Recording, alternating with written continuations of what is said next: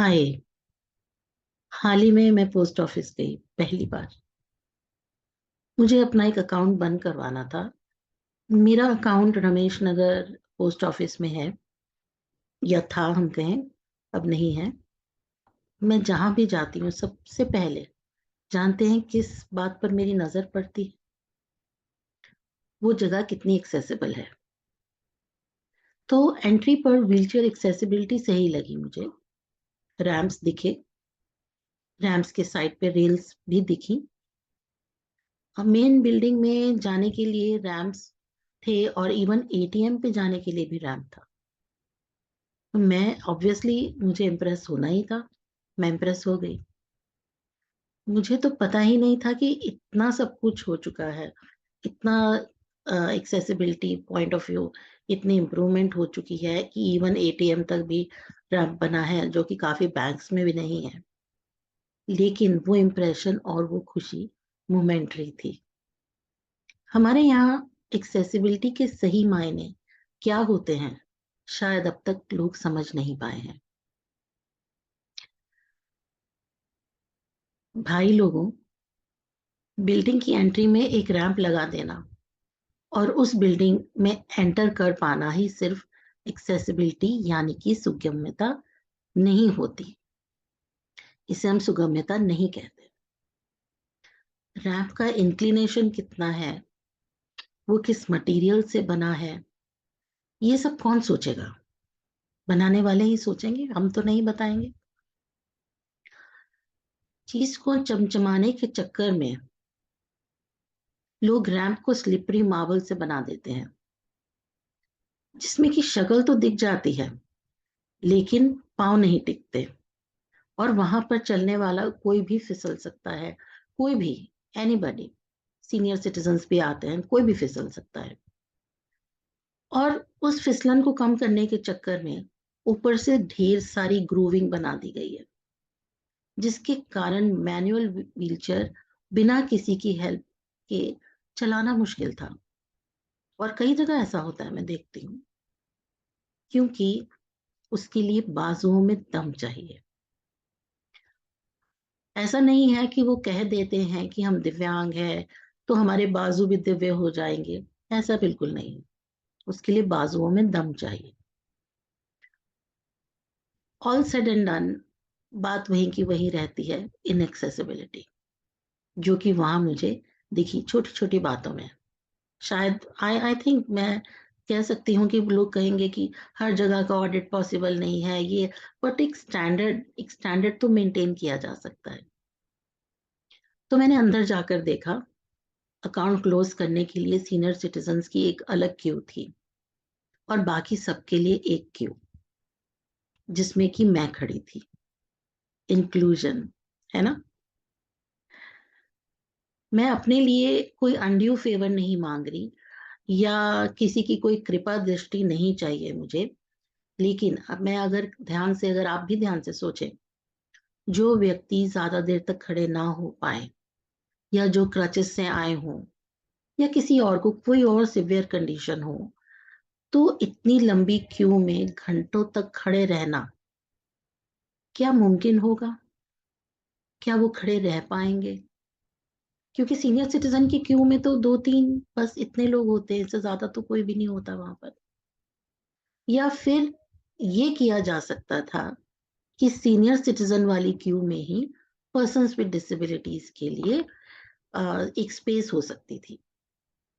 और वहां पर जो बोर्ड लगा था, वहीं पर स्लैश डालकर लिखा जा सकता था कि senior citizen slash person with disabilities, कि ये जो क्यू है, ये जो लाइन है, ये सीनियर सिटीजन्स के लिए भी है और पर्सन विद डिसेबिलिटीज के लिए भी है। तो इससे क्या होता है, एक प्लेइंग फील्ड लेवल हो जाता है। कोई हम अनड्यू फेवर नहीं मांगते, but levelling the playing field, सब कुछ बराबर अगर आप कहते हैं, आप करना चाहते हैं, तो ये ऐसा किया जा सकता है। और कुछ शायद किसी में, इस चीज में किसी का नुकसान भी नहीं होगा। तो बहुत देर बाद मेरा नंबर आया, और मैंने जाकर देखा काउंटर की हाइट। उफ, क्या हाइट थी! कैसे उस विंडो पे बैठे क्लर्क से इंटरेक्शन कर पाती मैं? बहुत मुश्किल था। वो क्लर्क बेचारा भी मुझे उचक-उचक कर देख रहा था कि कैसे मैं इंटरैक्ट करूँ, वो तो मैं इतनी नीचे, वो इतना ऊपर। क्या आप इसे एक्सेसिबिलिटी कह सकते हैं?